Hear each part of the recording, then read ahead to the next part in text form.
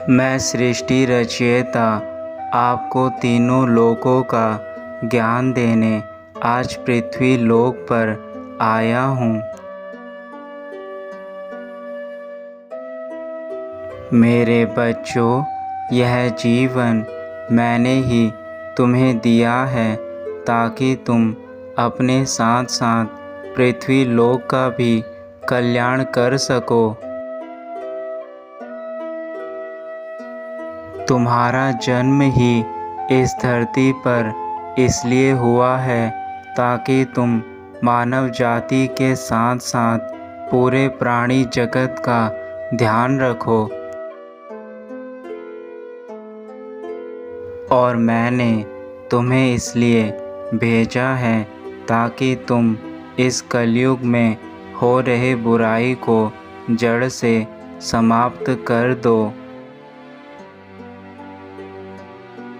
मेरे बच्चों, मनुष्य जीवन का तुम भरपूर फ़ायदा उठाओ। मैंने इस बार तुम्हें इतनी शक्तियाँ देकर इस धरती पर भेजा है। तुम अपने साथ साथ सारे प्राणी जगत का हित कर सकते हो। मेरे बच्चों, यह जीवन अमूल्य है। एक बार ही मनुष्य जीवन मिलता है, तो क्यों ना आप इस मनुष्य जीवन में अच्छे कर्म करें ताकि आने वाले दिनों में भी आपको उसका फल मिले। मेरे बच्चों, मैं चाहता हूँ कि तुम्हारा तीनों लोकों में नाम हो। ऐसा करने के लिए तुम्हें सही रास्ते पर चलना आवश्यक होगा। यह रास्ता दुर्गम जरूर हो सकता है, लेकिन असंभव नहीं। और ऊंचाइयों को छूने वाले कभी भी दुर्गम रास्ते को देखकर घबराते नहीं हैं। जैसे पर्वतारोही ऊंचे पहाड़ों को देखकर घबराते नहीं हैं, वो उस पर सीधा चलता जाता है बिना पीछे देखे। ऐसे ही तुम्हें भी आगे बढ़ते जाना है।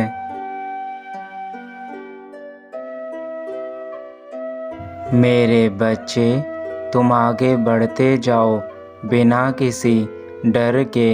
कितनी भी कठिनाइयाँ आए, मैं सदा तुम्हारे साथ हूँ। तुम्हारे दुर्गम रास्तों को सरल बनाना मेरा कर्तव्य है, और तुम्हारा कर्तव्य है उन रास्तों पर पूरे विश्वास के साथ आगे बढ़ना। मेरे बच्चों, यह जीवन एक पहिए की तरह है। जैसे हम कभी अनजान रास्ते पर चलते हैं तो हमें नहीं पता होता है किस रास्ते में कितनी परेशानियां हमारे सामने आएंगी। ऐसे ही हमारा जीवन है, इसमें सुख दुख आते जाते रहते हैं।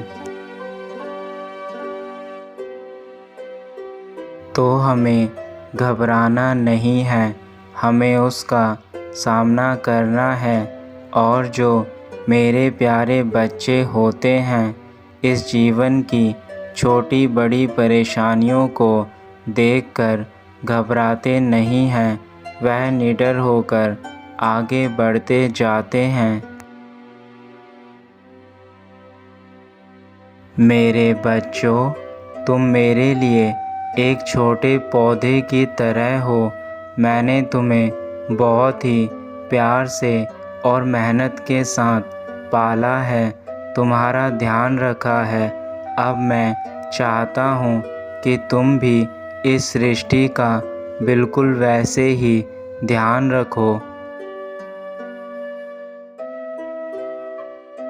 मेरे बच्चों, यह संसार का नियम है। जो जैसा किसी के साथ करता है, उसको कभी ना कभी लौटकर वैसा ही वापस मिलता है। इसलिए मैं यह तुम्हें समझाना चाहता हूँ कि हमेशा दूसरों का भला करो।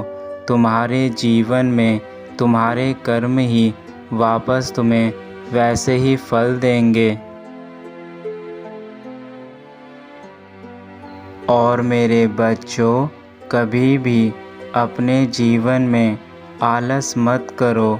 जिस व्यक्ति ने आलस किया है उसका जीवन सदा के लिए बर्बाद हो जाता है, क्योंकि वह हमेशा अपना कार्य कल पर टालता रहता है और वह कल ही उसके जीवन को डुबा देता है।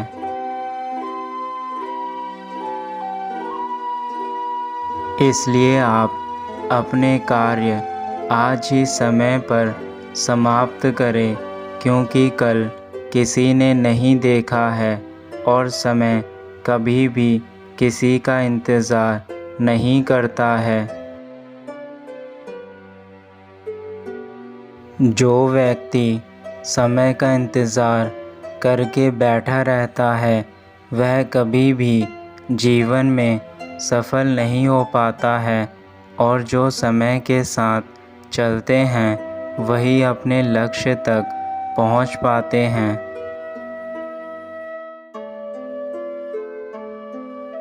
इसलिए कहा गया है कि समय बड़ा बलवान होता है। कब किसके जीवन में कैसा समय आता है यह व्यक्ति खुद भी नहीं जानता है। इसलिए कभी भी हमें अपने आप पर घमंड नहीं करना चाहिए। मेरे बच्चों, मैं चाहता हूँ कि तुम इस जीवन में अपने सभी अच्छे कार्य करो, ताकि आने वाला तुम्हारा जीवन भी अच्छा बीते। अगर तुमने मेरी इन सभी बातों का अपने जीवन में पालन किया तो तुम्हारा जीवन स्वर्ग की तरह सुंदर बन जाएगा। तुम्हें कभी भी किसी प्रकार की परेशानी का सामना नहीं करना पड़ेगा।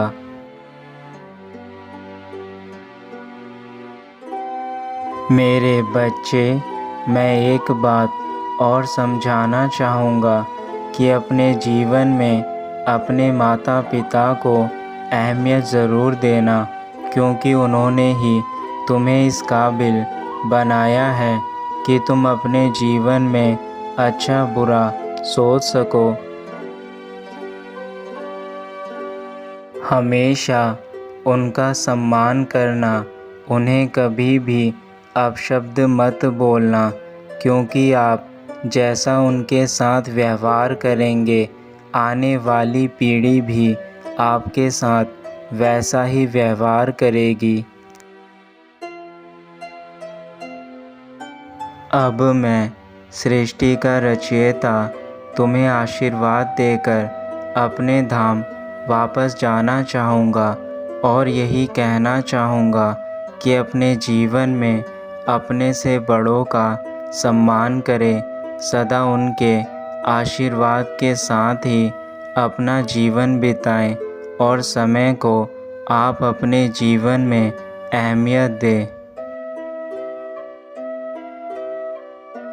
तुम्हारा कल्याण हो मेरे बच्चे, सदा खुश रहना।